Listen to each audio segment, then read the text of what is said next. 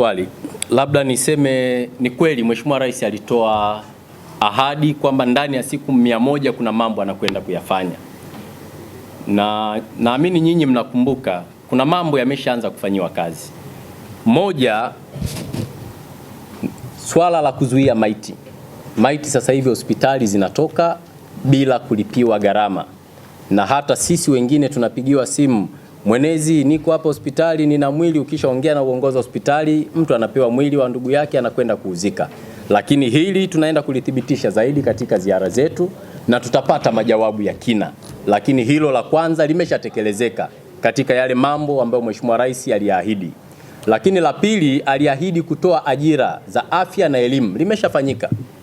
Madaktari wameajiriwa, watu wa afya wameajiriwa, walimu wameajiriwa, zaidi ya ajira 12,000 zimetolewa na nyingine naona zimetangazwa jana kama sio juzi, karibia ajira 500 ambazo zinafanyiwa kazi.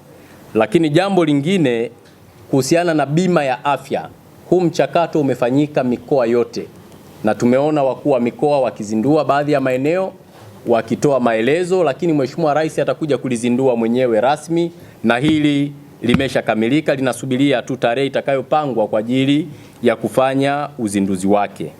Lakini jambo lingine ambalo Mheshimiwa Rais aliahidi ni uzinduzi wa mpango wa pamoja kati ya waajiri wa vyuo vya ufundi VETA ili kuwezesha vijana kupata nafasi za kufanya mazoezi na ujuzi. Hili linaendelea na vijana wameanza kupokelewa. Jambo lingine ambalo lilizungumzwa ni bilioni 200 za vijana.